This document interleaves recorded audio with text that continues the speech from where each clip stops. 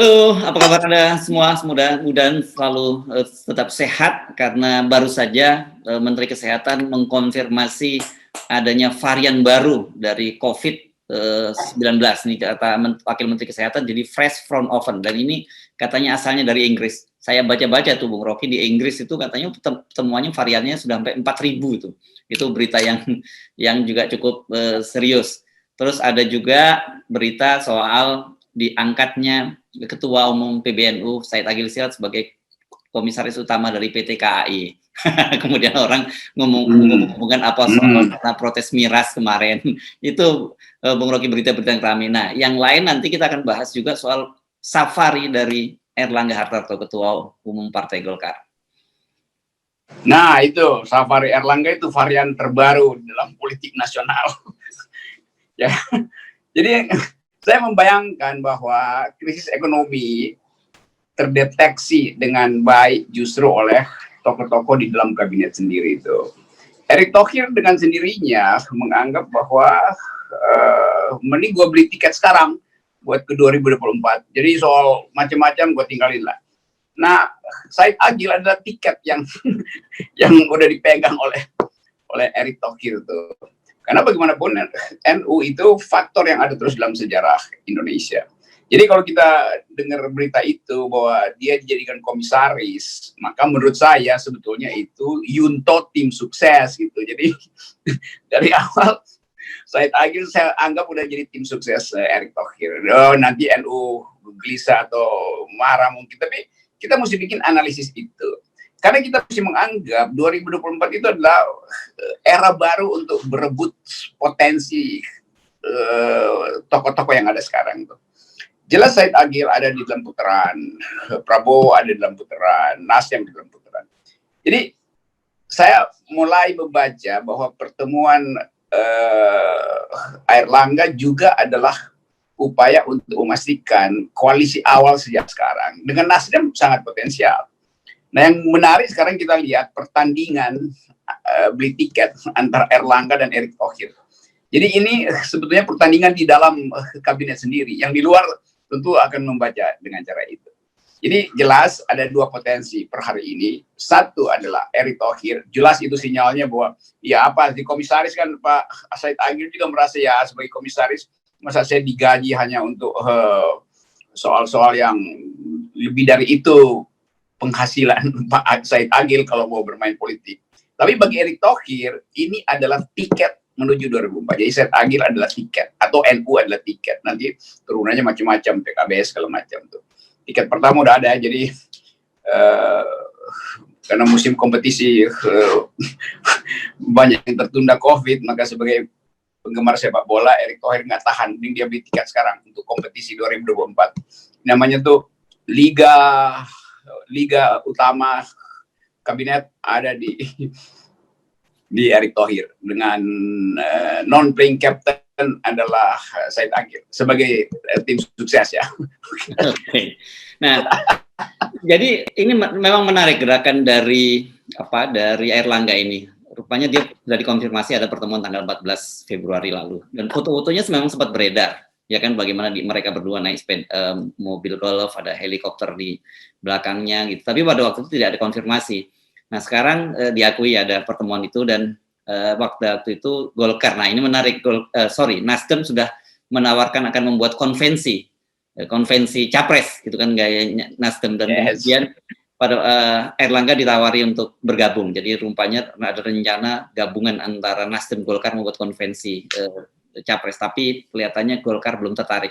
Nah, tapi ke belakang kemudian kita dengan kabar bertemu dengan Soeharto Monoarfa, Ketua Umum P3, dan yang menarik lagi ketemu juga dengan Prabowo Subianto. Itu ada fotonya tuh, foto pertemuan dengan Prabowo. Meskipun katanya itu di holding room sebelum sidang kabinet. Itu bukan foto yang kebetulan beredar, foto yang sengaja diedarkan untuk menguji potensi itu. Sekaligus menguji sebut aja komentar atau meminta komentar dari Jokowi. Kan sebetulnya Pak Jokowi yang mesti menerangkan isi foto itu karena dianggap itu kan foto yang kalau secara semiotik politik sebetulnya beroposisi dari dalam tuh terhadap Jokowi. Karena memang nggak etis, dia adalah kabinet presidensial di bawah Jokowi, tapi bikin jalur politik lewat gorong-gorong yang lain. Kan mestinya gorong-gorong istana aja kan. Ini gorong-gorongnya sampai ke Pulau Seribu tuh, saya dengar tuh. Dan terpaksa mesti dipamerkan kan. Jadi terang-terangan sebenarnya bagus juga buat politik. Buat terang-terangan aja bikin hoax. Erlangga punya ambisi buat maju, potensial untuk partai pendukung dia udah lirik sejak sekarang. Atau sebaliknya, Prabowo, Erlangga adalah proksinya Prabowo untuk membuat sebut aja variabel baru yang selama ini dianggap Prabowo Puan segala macam. Jadi saya gembira sebetulnya dalam walaupun COVID-nya ada varian baru, tapi politik Indonesia juga ada varian baru, yaitu Erlangga dan Erick Thohir. Di belakangnya itu pasti ada penasihat-penasihat strategis termasuk Prabowo. Oke, Bung Rocky, bisa nggak ini kita lihat bahwa manuver dari Erlangga ini berkaitan dengan satu keputusan Jokowi untuk tetap melaksanakan pemilu serentak tahun 2024. Ini kan sebenarnya ngotot tadinya menolakkan Nasdem dengan Golkar. Dan kemudian nggak lama survei Kompas juga mengkonfirmasi bahwa suara Golkar dan Nasdem itu anjlok. Dan ini bisa diperkirakan akan anjlok lagi pada pemilu 2024 kalau mereka tidak punya calon presiden. Karena kan gitu. Jadi terlihat Pak Jokowi memaksakan tidak adanya pemilu 2024 untuk mengamankan dinastinya. Itu dibaca sebagai ancaman justru oleh potensial sprinter lain di dalam pertandingan itu. Jadi Nasdem tentu dengan Golkar mestinya sebelum Pak Jokowi ngotot untuk hanya boleh 2024, mestinya tukar tambahnya udah terjadi. Jadi kelihatannya apa namanya, kepala ularnya itu dipegang oleh PDIP dan Jokowi, tapi ekornya itu meronta-ronta di dalam genggaman Nasdem dan Golkar. Tapi saya kira juga Gerindra juga sebetulnya dalam hati dia nggak mau bahwa pemilu 2022-2023 itu dibatalkan. Karena itu tempat untuk melatih persiapan ke 2024 tuh. Sehingga bayangkan misalnya partai-partai yang potensial untuk bertanding di 2024 nggak punya sinyal. Sinyal itu harus dia peroleh di dalam pilkada 2022-2023 untuk pemetaan itu. Nah itu yang sinyal itu yang digunting oleh Jokowi, tentu aja jengkel. Jadi terlihat bahwa yang sering kita bilang saling amputasi di istana terus-menerus terjadi. Kita gembira-gembira aja. Yang paling gembira tentu FNN karena seluruh prediksi FNN mulai memperlihatkan jejak kebenarannya. Gitu. Ya, ini memang kita sudah mengingatkan berkali-kali gitu bahwa kalau sampai terjadi pemilu serentak tahun 2024 dan kemudian presidensial threshold tetap 20% itu kan dipastikan paling banyak calon itu 2 gitu ya, calon presiden dan presiden, dan itu calon itu yang lain tuh boneka lah, calon utama 1 dan ini kan dampaknya itu kan kita tahu yang namanya kotel efek. Jadi efek ekor jas gitu, siapa yang punya calon presiden dia akan dapat elektabilitas tinggi. Dan kalau cuma 1 calon kan hampir dipastikan itu PDIP yang akan dapat calon. Makanya kemudian Golkar dan Nasdem bisa babak belur. Dan itu kemudian belum sudah terkonfirmasi dari survei Kompas yang baru saja dipublikasikan. Ini Kompas ini selalu berupaya untuk mengeruhkan air. Dia bukan memancing di air keruh, tapi dia mau mengeruhkan air di Kompas. Jadi Presiden mesti paham bahwa kalau Kompas sudah bermain-main begitu, artinya legitimasi dukungan pers itu ya udah tinggal 30% lah tuh. Nah sialnya ini orang-orang di sekitar Presiden Jokowi itu nggak paham tentang watak pers itu. Kan sinyal pertama ada di Tempo tuh. Terus Kompas masih berupaya untuk memoderasi tuh. Kan politik media Kompas kan kita paham kan. Kalau headline-nya mendukung, nanti tajuk rencananya mengkritik. Demikian sebaliknya. Kalau tajuk rencananya mendukung, headline-nya mengkritik. Soal begitu tuh.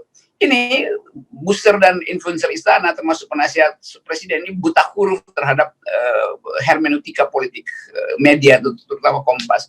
Jadi dia nggak punya sinyal.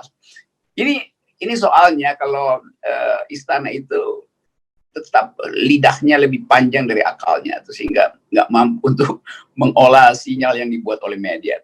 Kalau FNN udah dianggap sebagai udah itu FNN memang biang kera oposisi nih, ngajuin isu segala macam tuh bikin huru hara. Tapi kita balik tadi, potensi untuk crack akhirnya mungkin karena itu orang menganggap bahwa ini bisa nggak sampai 2024 loh, karena permainan semacam ini itu akan berkembang lebih panjang lagi itu. Nanti tiba-tiba PBB walaupun partai kecil tapi dia potensial untuk masuk di dalam persamaan politik sekarang. Gerindra mungkin 2 minggu lalu bikin semacam opini publik lewat survei yang menginginkan supaya 2022-23 tetap ada pilkada, lalu diajukan ke media. Itu kan semacam surat terbuka juga pada presiden bahwa kami sebetulnya ingin ada pemanasan politik di 2022-23, bukan sekedar untuk memamerkan mesin politik yang udah siap, tapi juga untuk mulai create dana kan, segala macam tuh, supaya ya biasa saja kan, pilkada udah ketahuan siapa yang akan jadi investor, konglomerat mana yang pro partai mana. Jadi soal-soal begituan sebetulnya tuh. Karena itu dinamika ini itu menguntungkan kita sebagai orang yang selalu ingin ada kehebohan itu, bukan huru hara, kehebohan. Saya mesti klarifikasi ini. FNN bukan heboh, jurnalisme kita itu lugas dan jujur, gitu. Mengawal tujuan bernegara. Jadi kita tidak eufemisme, tidak berkelok-kelok begitu kemana-mana. Kita jujur, apa yang A kita bilang A gitu. Tapi balik tadi, jadi situasi sekarang itu menurut Anda ini ada keretakan di dalam kabinet atau Jokowi mulai mendapat perlawanan dari dalam? Itu satu persamaan matematika politik. Jadi keretakan itu sebetulnya terjadi karena faktor objektif, itu ekonomi, gagalnya perencanaan pembangunan segala macam, itu objektif. Subjektifnya adalah kejengkelan para pemain politik yang seolah-olah melihat bahwa Jokowi sebagai player utama tidak memperhatikan potensi dari mereka yang telah mendukung beliau. Kan mestinya Jokowi itu sebagai tokoh politik berupaya untuk bikin tukar tambah dengan partai-partai pendukung. Tapi Jokowi fokus pada keluarganya tuh. Kan ini yang terjadi kan sebetulnya kan. Bahkan para menteri mungkin berpikir ini presiden akhirnya balik pada politik family, pada family politik gitu. Jadi itu yang terjadi soal itu udah mulai sejak Jokowi memaksakan 2 anaknya itu, anak sama menantu. Lalu kegiatan samar-samar dari orang-orang dekatnya yang mulai terbaca ini lagi melakukan akumulasi harta atau mengumpulkan uang dengan memasukkan kepentingan pada birokrasi lewat permainan saham mungkin. Jadi seluruh gejala itu menimbulkan satu kesimpulan bahwa ada potensi gempa bumi di dalam kekuasaan. Oke. Atau potensi avalanche itu es meluncur. Oke. Tetapi kita ini nggak perlu sebenarnya mengingatkan Pak Jokowi ya, tapi kita penting juga Pak Jokowi itu loh, para menteri Anda sudah mulai bermanuver loh, tolong diperhatikan. Kira-kira penting nggak kita sampaikan itu, Bung Rocky? Harus. Jadi FNN harus ucapkan itu bahkan on the record, jangan off the record. bahwa behind the scene itu sedang berlangsung. Atau kita pakai bahasa yang lebih terang-terangan sebenarnya. Kata behind the scene, di belakang layar itu kadang-kadang masih sopan. Kata yang lebih pas, obscene. Sama-sama itu maksudnya di belakang layar, obscene. Tapi obscene itu paralel dengan kata obscenity. Persekongkolan diam-diam, perselingkuhan itu. Itu lebih tepat itu. Karena kalau main drama itu biasanya ada suara di belakang itu yang heboh atau bisik-bisik, itu namanya obscene gitu. Dua-duanya di belakang layar. Nah, kita lihat perselingkuhan politik, ada yang berselingkuh di pulau, ada yang berselingkuh di holding room apa-apa tuh. Dengan isu yang sama, yaitu aktor utama presiden sedang mengalami kelumpuhan politik. Jadi dukungan itu yang mesti kita pastikan bahwa sekarang kalau kita bikin survei terang-terangan misalnya itu terlihat bahwa PDIP pasti turun. Walaupun kemarin kita di Kompas, tapi kalau bikin survei baru itu PDI pasti turun dalam banyak kasus ini. Dan kepentingan itu yang mungkin juga mengkhawatirkan Presiden Jokowi.